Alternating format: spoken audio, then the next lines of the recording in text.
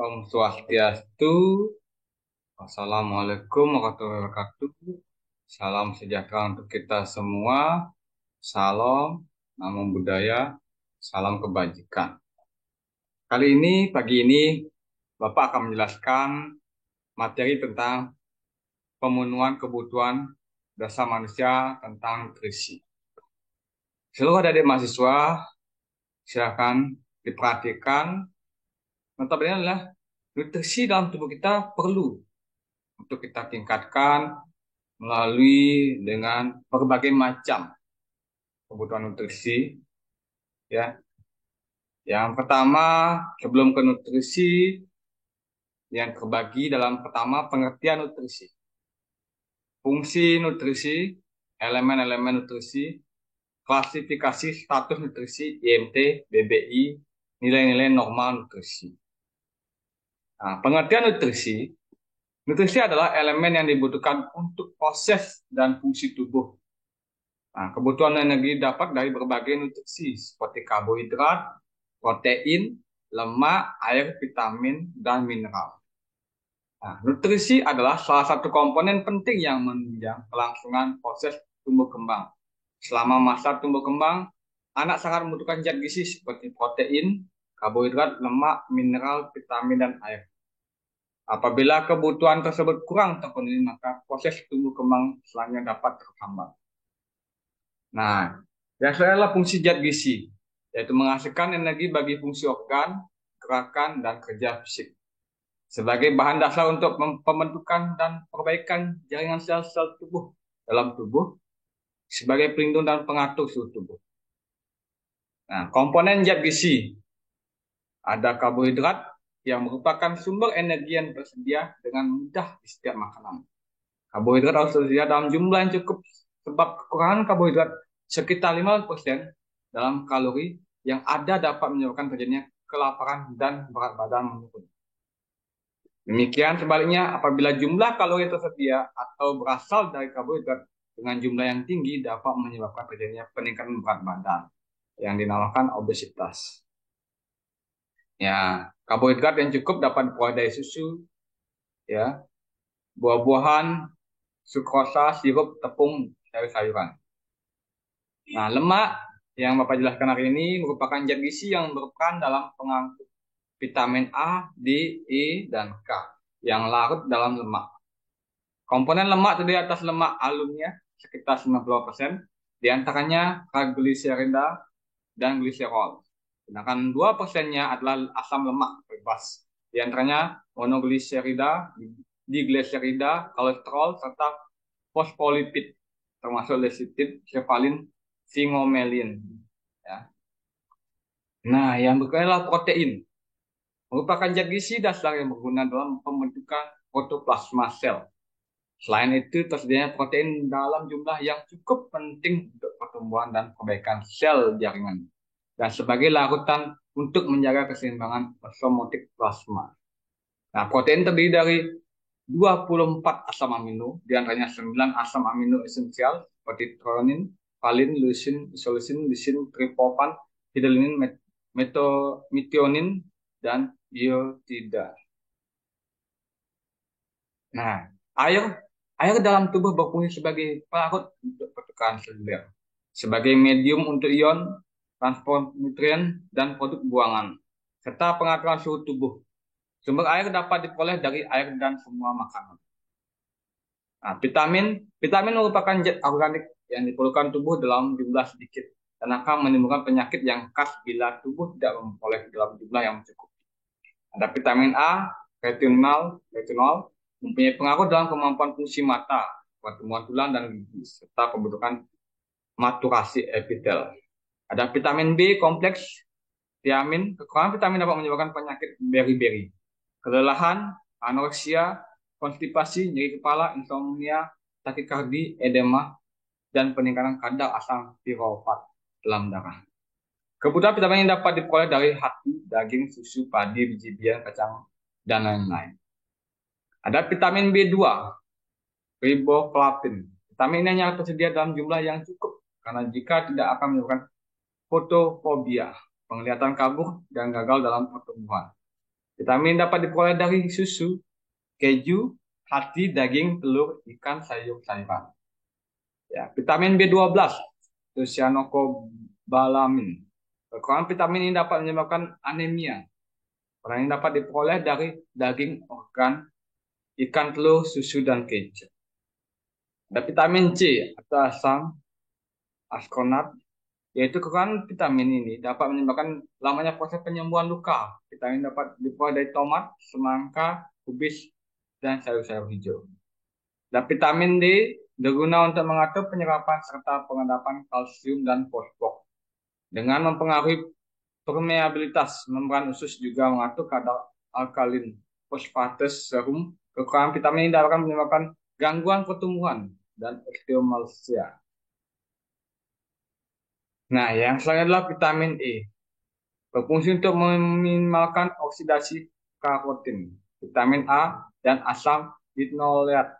Di samping menstabilkan membran sel, apabila kekurangan vitamin ini dapat menyebabkan hemolisis sel darah merah pada bayi prematur dan kehilangan keutuhan sel saraf. Dan vitamin K berfungsi untuk pembentukan protein, fotokoagulasi, ya. Ada mineral kalsium berguna untuk pengaturan struktur tulang dan gigi. Kontraksi otot, motoritas saraf, koagulasi darah, kerja jantung, dan produksi susu. Berguna pengaturan tekanan osmotik serta keseimbangan asam dan basa. Berguna untuk metabolisme glukosa dan metabolisme dalam insulin. Ada mineral tembaga berguna untuk memproduksi sel darah merah, pembentukan hemoglobin, penyerapan besi, dan lain-lain. Ada fluor berfungsi untuk pengaturan struktur gigi dan tulang, sehingga jika kekurangan fluor dapat menyebabkan karies gigi. Ada iodium, kekurangan iodium dapat menyebabkan penyakit gondok. Ada mineral yaitu zat besinya, merupakan mineral yang menjadi bagian dari struktur hemoglobin untuk pengangkutan CO2 dan O2. Kekurangan zat besi dapat menyebabkan anemia dan osteoporosis. Ada magnesium menggunakan dalam aktivitas enzim pada metabolisme karbohidrat yang sangat penting dalam proses metabolisme. Ada mangan berfungsi untuk aktivitas enzim. Mangan dapat diperoleh dari kacang-kacangan, tadi biji-bijian. Ada fosfor, merupakan unsur pokok dalam pertumbuhan tulang dan gigi. Kekurangan fosfor dapat menyebabkan kelemahan otot. Yang diperoleh dari susu, kuning telur, kacang-kacangan. Ada kalium berfungsi dalam kontrol kontraksi otot dan hantaran impuls saraf, keseimbangan cairan. Yang saya adalah mineral natrium, berguna dalam pengaturan tekanan osmotik serta pengaturan keseimbangan asam basa dan cairan. Ada sulfur, membantu proses metabolisme cairan saraf. Sulfur dapat diperoleh dari makanan protein. Ada seng, merupakan unsur pokok dari beberapa enzim. Ya. Selanjutnya, anatomi sistem yang merupakan dalam pembunuhan kebutuhan nutrisi adalah sistem pencernaan yang terdiri atas saluran pencernaan dan organ aksesoris. Ya, dari mulut sampai usus halus bagian distal, sedangkan organ aksesoris terdiri atas hati, kantong empedu, dan pankreas. Dalam pencernaannya ada mulut, faring, esophagus, lambung, usus halus, usus besar, anus. Organ aksesoris hati merupakan kelenjar tersebar. Ya, hati adalah kelenjar terbesar di dalam tubuh, ya, letak di bagian paling atas rongga abdomen. Ya, yang memiliki berat kurang lebih 1.500 gram. Fungsi hati dapat menghasilkan cairan empedu, fagositosis bakteri, dan benda asing lainnya. Ada kantong empedu. Kantong empedu merupakan sumber sebuah organ berbentuk seperti kantong yang terletak di bawah kantong hati dan melingkupkan permukaan bawah hati sampai pinggiran depan. Kantong empedu memiliki bagian fundus, leher, dan 3 pemukus ya, sebesar 2 pemukus peritoneal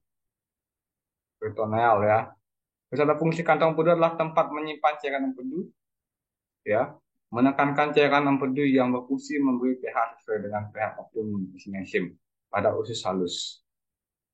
Nah, ada pankreas. Pankreas merupakan kelenjar struktur sama seperti kelenjar ludah dan memiliki panjang kurang lebih 15 cm. Pankreas terdiri atas 3 bagian, yaitu bagian kepala, pankreas paling lebar, dan badan pankreas yang letaknya di belakang lambung dan hidup. Di depan vertebral lumbalis pertama. Pankreas memiliki 2 fungsi, yaitu fungsi eksokrin yang dilaksanakan oleh sel sekreti yang bentuk getah pankreas berisi enzim, serta elektrolit dan fungsi endokrin yang tersebar di antara alveoli pankreas. Nah, fisiologis NSD adalah proses masuknya makanan dalam dan cairan dari lingkungan ke dalam tubuh melalui proses menelan baik melalui koordinasi gerakan, volunteer, dan involunteer. Makanan di mulut terjadi proses mengunyah, yaitu proses penyeraan ukuran makanan yang melibatkan gigi, kontrol volunteer, otot mulut, gusi, dan lidah. Proses mengunyahnya dilakukan untuk memudahkan makanan masuk ke dalam esofagus dan tidak mengiritasi. Ya, absorpsi merupakan proses ya, misalnya usus melalui saluran darah serta getah bening menuju ke hepat. Proses absorpsi itu dapat merata di tiap bagian seluruh pencernaan. Ya, bisa pada usus lalu bagian atas mengabsorpsi vitamin yang larut dalam air asam lemak, glycerol, natrium, kalsium. Ya, metabolisme adalah proses akhir penggunaan makanan dalam tubuh yang meliputi semua perubahan kimia di dalam zat makanan sejak diserap oleh tubuh sehingga keluar oleh tubuh sebagai sampah.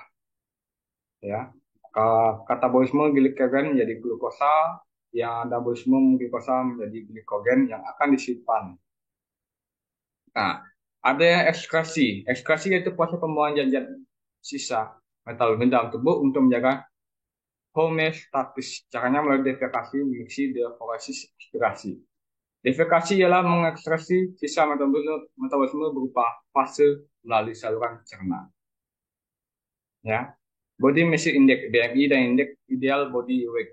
Ya, Body Mass Index atau BMI bukan ukuran gambaran berat badan seorang dengan tinggi badan yang melalui hubungan dengan total lemak dalam tubuh sebagai panduan untuk mengikuti kelebihan berat badan.